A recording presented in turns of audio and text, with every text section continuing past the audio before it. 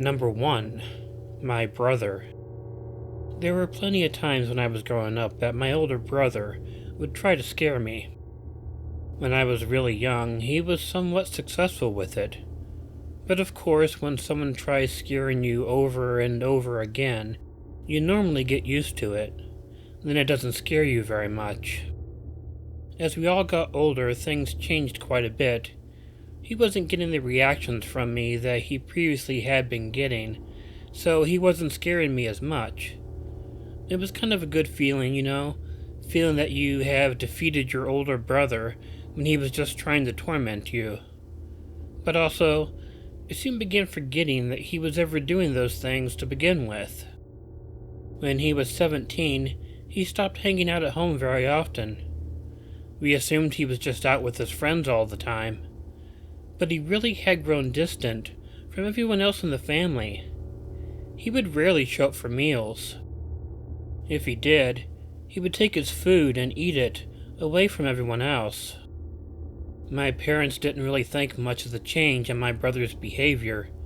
They insisted that all teenagers all go through things like that. So I took them at their word and didn't assume that they had anything to worry about.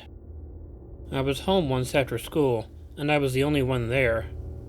My parents both worked a lot of hours, and this was pretty common. My brother wasn't home either, so it was only me there. So I set about trying to decide what I was going to have for dinner. I remember this day for many reasons, but the first being that it was very windy outside, so I was hearing a lot of noises from outside. Also, the house was pretty old, so it was making a lot of creaking noises. What bugged me the most, though, was how sometimes our screen door in the kitchen would become unlatched on one of those windy days. When that happened, the wind would cause the door to bang open and bang closed, and unless you went to put the hook lock onto it, it would keep doing this. So I went and made sure that the screen door was secured after hearing it bang several times in the wind. And then I went and I tried to finish making myself something to eat. Once I was done, I went into the living room, and I tried to watch some television while I ate.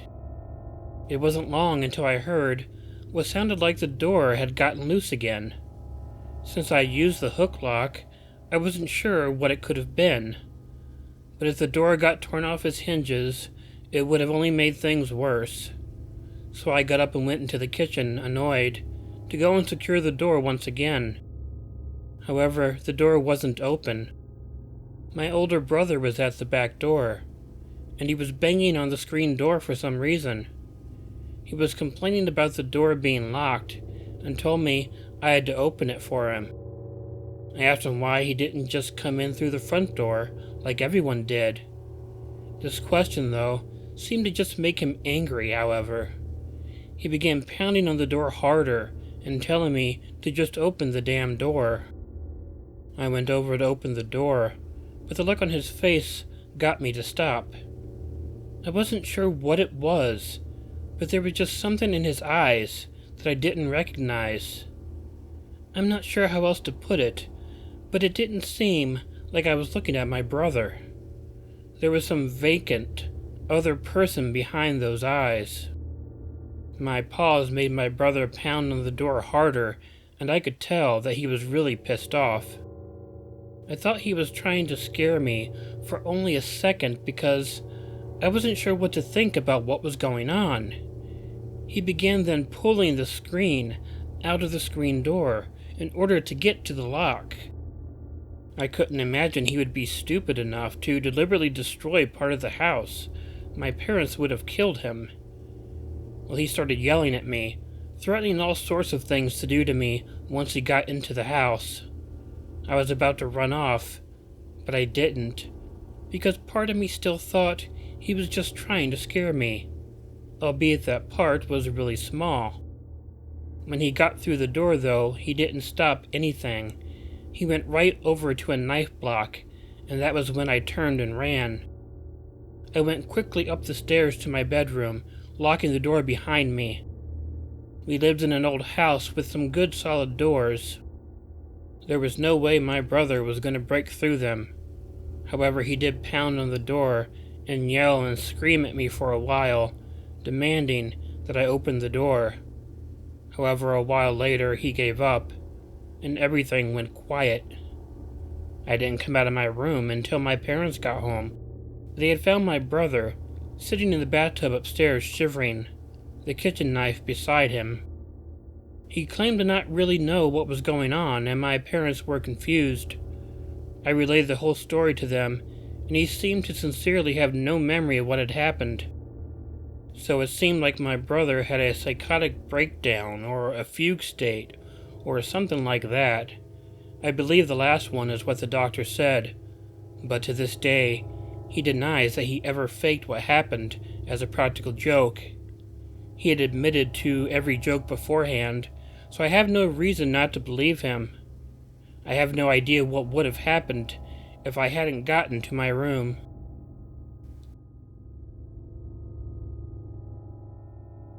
Number 2. Bullies. I moved around a whole lot when I was growing up. I lived in the city, in the country, and the suburbs. I moved so much that I really didn't get to know a lot of kids my age very well while I was growing up. And after having this be the case for a long period of time, I stopped trying to make friends when I reached a certain age. It didn't seem worth it if my family would just pack up and move a few months after I'd made a friend. There was a period of time where we moved out to this house out in the country. It was a poorer area, I guess, where the only houses you came across were mobile homes.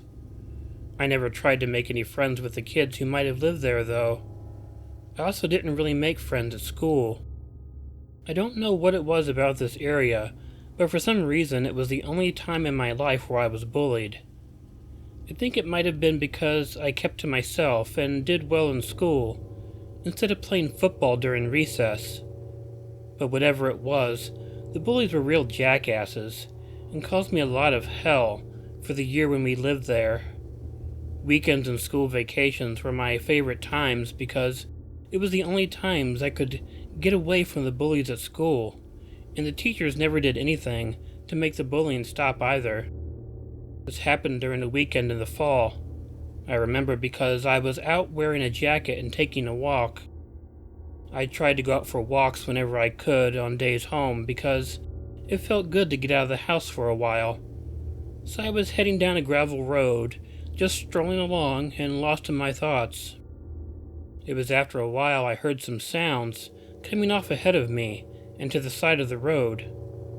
I was curious to see what was going on, so I walked up to the area and noticed that there was a fenced-off field in that area. It sounded like there were some people off doing something, and I began to wonder why and what. However, I wasn't curious enough to try and find out. It was pretty suddenly, though, that someone approached me on the side of the road. I was surprised to have seen it because I hadn't noticed anyone else out there. Plus, I was really afraid to see it was a kid named John, who was one of the bullies who bugged me at school. John made some comments at me, but none of them were mean. In fact, he had heard the noises out in the field too, and was wondering what they were. John asked me if I was curious, and wanted to go and see what was going on.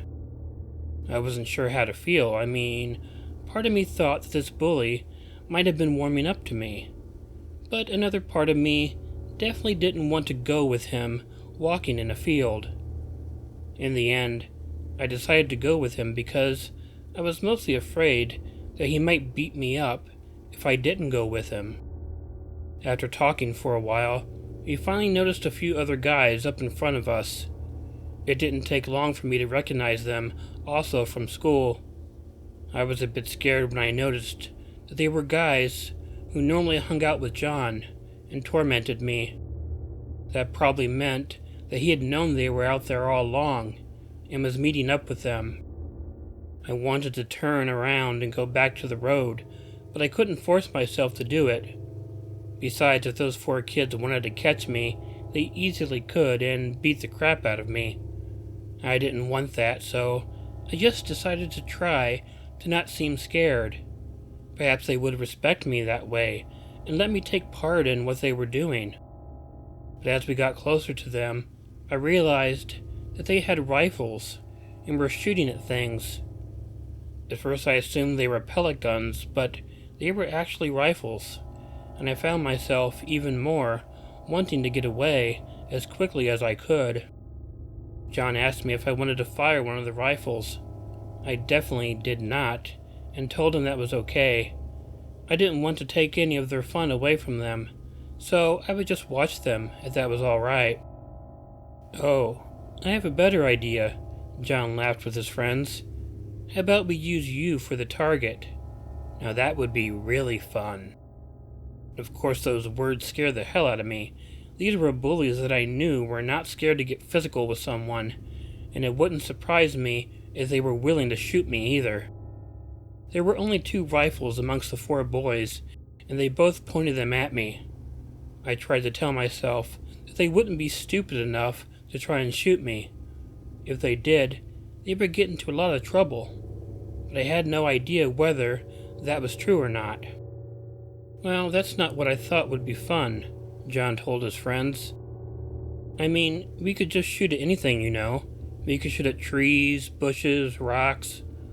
But what would be really fun would be a moving target." All the boys laughed, and I just got even more scared. Now I didn't want to run, because that would give the boys what they wanted. But I didn't want to stand there either. I'm probably pretty lucky that I didn't wet myself at some point. "Well, run," John urged me. "It would be a lot harder to shoot you if you're running than if you're just standing there like a dumbass." I still didn't move. I was too terrified to do anything. "Run!"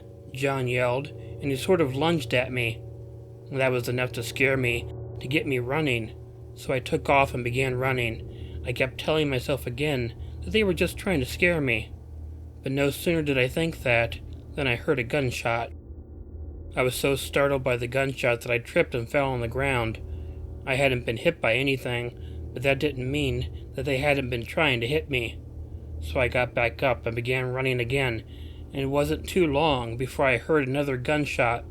It was followed by another, and each time I kept expecting the gunshot to hit me.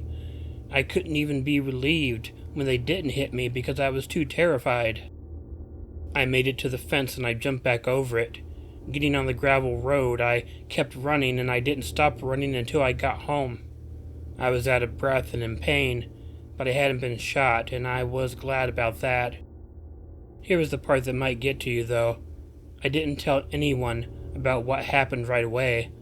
I was too scared about what the bullies might do to me if I got them in trouble, so I kept it to myself and didn't tell anyone until years after we moved away from there. I really don't know how much trouble they would have gotten into anyway. They would have just denied it, and I have found the parents of bullies rarely discipline their children for bullying.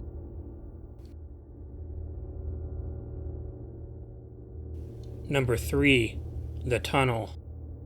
I can't say that I was bullied much when I was growing up. Rather than being unpopular, I was just the sort of kid that everyone ignored. If people talked about me or had any strange impressions of me, I definitely never knew about it. I spent a lot of time by myself. However, I wasn't one of those people who liked spending a lot of time by themselves. I would often try to insert myself into a conversation or to join up on a ball game if extra players were needed.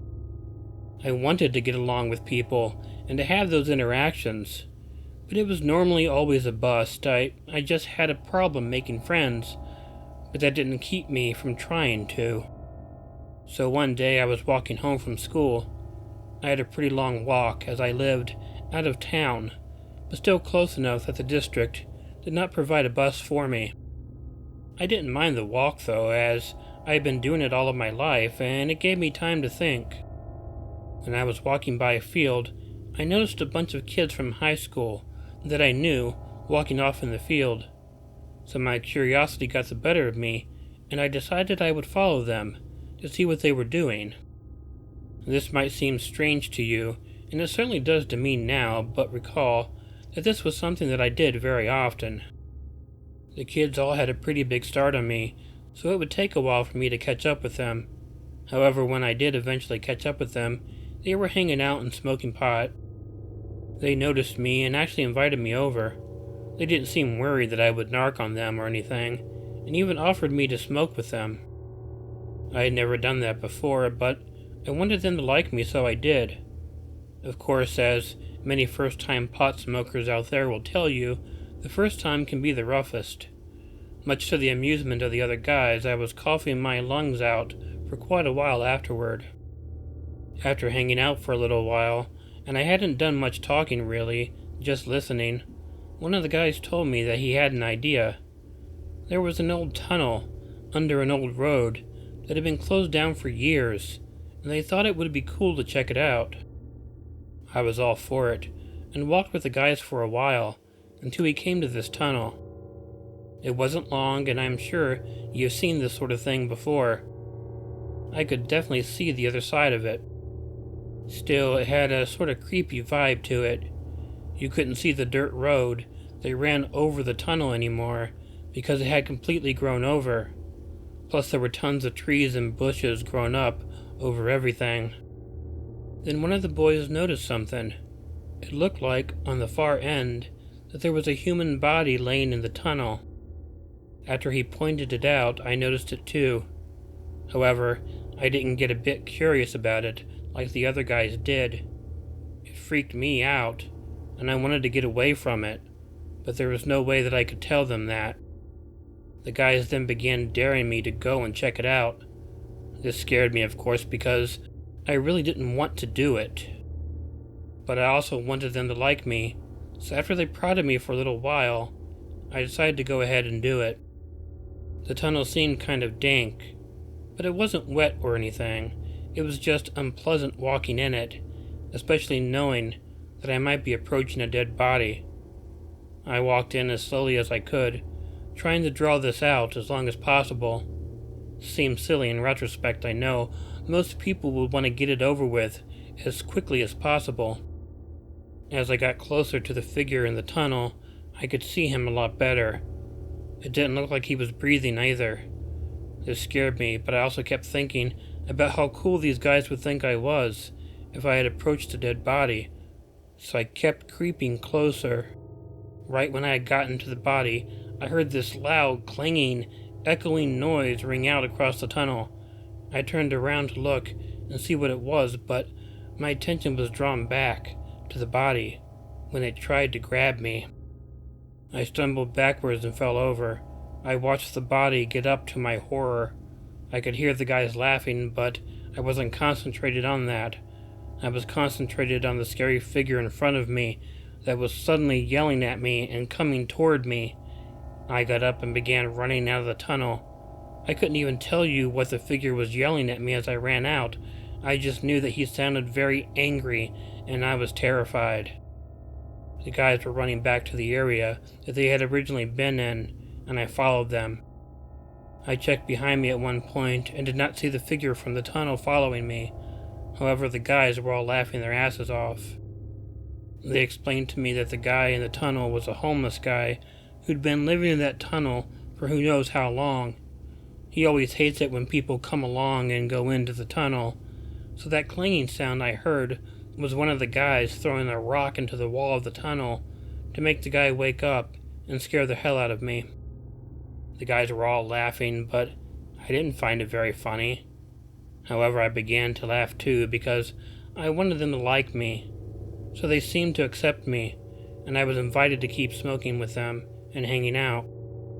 So I had finally made some friends, some who I continued to know until long after high school was over, and all it took was for them to scare me so bad I nearly shit my pants. Hey y'all, Killer Orange Cat here. First I want to thank my paid Patreon subscribers, as well as let them know that there is a new video up on my Patreon if they haven't seen it yet. As is usual for Patreon videos, the text of the story is available for all Patreon members, including all free members. So first I want to thank my VIP members, Pixie Hopper 8 and Chiamerah Cat. Then I want to thank my newest paid member, Stinky News, and Heidi H, EricaOdd, Tracy Sellars, and Chronic J. Your support means a whole lot to me. Well, that last video kind of bombed a little bit, so I'm a little worried about that, so hopefully this one will do a little bit better. I'm not really sure. Maybe it was the thumbnail. I think maybe the title was kind of bad. I'm not sure, but if anyone has feedback on that, I'd be really interested in hearing it. Anything on that last video that I might be able to improve. Are the country stories just becoming too often? Should I not do them as often? I know I've asked this before, but, I always wonder because sometimes they do great and sometimes they don't. But any feedback would be appreciated. And now, I would also like to thank all my free Patreon members. Venikins, Rose Metro, Woofer McWooferson, Cindy Cleveland, Vanapira Rayne, William H., Alien Unicorn 13, Kathryn Lynch, The Bama Guy 334, Michael Vasquez, Bonnie Lynn, Collet Bond, Krista Pike, Prince UVA, HF Creations, Bonnie Gibbs, Linda Moore, DJ Lira, and Evil Black Cat. If you like the story, please give me a like and a comment to let me know what you think about it. Also try sharing the story with someone you think might enjoy it. If you have an original story you want narrated, the address to send it to is in the description. But most importantly, don't forget to make sure to check in your closet and check under your bed because you never know where Killer Orange Cat might be hiding. Good night.